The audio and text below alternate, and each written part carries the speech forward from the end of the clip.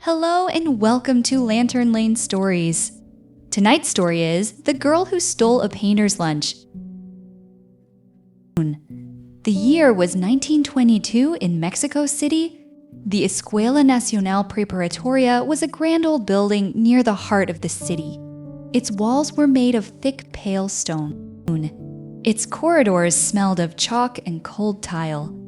Every morning, a girl named Frida walked through its tall iron gates. She was about 12 years old. Her black hair was braided into two long plaits. She tied bright ribbons at the ends, red sometimes, or yellow, like a fresh stroke of paint. The school was enormous, with more than 2,000 students, but only 35 of them were girls. Frida was one of those 35. Some of the boys teased her in the courtyard. Frida tilted her chin up, looked right past them, and kept walking. She had far more interesting things to think about. She was curious about everything: plants, history, poetry, and the way shadows moved across stone as the sun climbed. She was always the first to raise her hand in class. She was always the last to stop asking questions. But one Tuesday morning in the autumn, something changed everything. Frida was walking down a corridor when she heard a strange, steady sound. Scrape, tap, scrape. She followed it through a long hallway lined with old painted tiles. She followed it all the way to the Anfiteatro Boulevard, the great round auditorium at the heart of the school. She pushed the door open just a crack, and she stopped breathing. There, high above the floor on a wooden scaffold, stood the largest man she had ever seen. His name was Diego Rivera. He was the most famous artist in all of Mexico. She had seen his name in the newspaper, and here he was, painting the wall of her own school. The mural was enormous. It curved across the whole front wall of the auditorium from near the ceiling all the way down. It was called La Creación, Creation. It showed the beginning of everything. A great golden sun, a silver moon, and human figures rising out of darkness into light. The colors made Frida's chest feel tight, deep red like the inside of a pomegranate. Gold like the inside of a mango. Blue like the sky the moment before rain. Diego dipped his brush and drew one long, confident line across the pale plaster. He stood back, squinting up at the wall.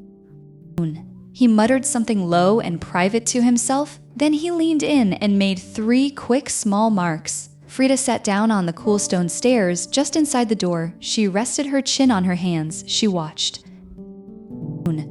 The next morning, Frida was back on the same stair. And the morning after that, she told her friends she was just passing by. She was not just passing by.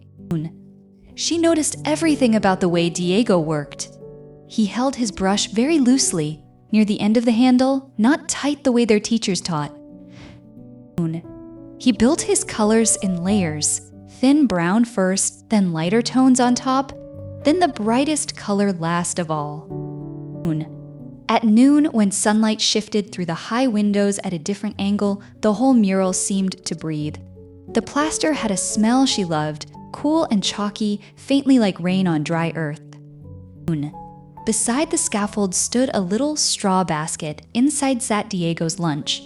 A round of bread wrapped in a cloth, an orange, very bright, sometimes a wedge of soft white cheese.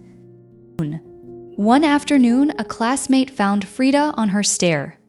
"What are you doing here?" the classmate whispered. "Watching," said Frida. "Watching what?" Frida pointed at the great glowing wall below. The classmate sat down beside her. For a long while, they both just watched. The brush moved across the plaster with a soft, steady whisper. The colors deepened, square by square. Neither of them wanted to leave. One afternoon, Frida made a plan. She had been watching Diego for many weeks. She knew exactly when he climbed down from the scaffold. She knew which side of the basket the napkin was on. She knew he always ate his orange last. That afternoon, when Diego was all the way at the top, back turned, brush moving in long sweeps, Frida moved. She slipped in through the door. Her shoes were quiet on the cool stone floor. The auditorium smelled of wet plaster and a little of turpentine. She tiptoed across to the basket. She reached inside. She took the bread. She took the orange spoon. She tucked them under her arm and crept back toward the stairs. She was almost out when a voice boomed down from somewhere near the ceiling. Oye, Frida bolted up the stairs. She sat down very fast and hid the bread behind her back. Heavy footsteps crossed the stone floor below. A long pause. My bread, said a very deep voice. My orange, gone. More footsteps. Frida stared straight ahead, her heart going tap, tap, tap like a small drum. Diego Rivera appeared at the top of the stairs. He was enormous up close. He had a smear of gold paint on his chin and blue paint across the back of his hand. He looked down at Frida. Frida looked up at him. She held out the orange. I thought. She said that great artists are supposed to come down from their scaffolds sometimes. Diego Rivera stared at her. He had met presidents and poets and university professors. He had never been robbed by a 12-year-old girl with yellow ribbons in her braids. He opened his mouth. He closed it again. Then he laughed. It was a big round laugh like a stone dropped into a barrel. He sat down on the stairs, right there beside Frida, and peeled the orange slowly with his thumbnail. The smell of it, sweet and sharp, filled the whole stairwell. He held out a section to her. She took it. For a moment they sat there quietly, eating orange on the cool stone steps below them. The great mural glowed in the afternoon light. You have been watching me, Diego said. Not angry, just noticing. Yes, said Frida. For how long? Many weeks, said Frida. Diego was quiet for a moment. What do you see, he asked, when you watch? Frida thought about it. I see you building something out of nothing, she said. I see the wall change every single day. I see it become true. Diego looked at her sideways for a long time. Then he folded the orange peel neatly on the step. He stood up, dusted his enormous paint-spattered trousers, and walked back down to the scaffold. He did not say another word, but he did not stop smiling for the rest of the afternoon. That evening, Diego mentioned the girl to a fellow artist. There is a student at the school, he said. About 12. Black braids, she watches the way a real artist watches. She is probably just curious, said the other artist. No, said Diego, she is hungry. He touched the edge of the fresh wet mural with one finger. Hungry for color. Hungry to understand how a shape becomes true. He paused. That kind of hunger, you either have it or you do not. He did not know her name. He had not asked. But many years later, when the whole world knew the name Frida Kahlo, people would ask Diego Rivera, when did you first know? He always gave the same answer. I could see it in her eyes, he would say. Even then, she was going to be an artist. Frida Kahlo did become an artist.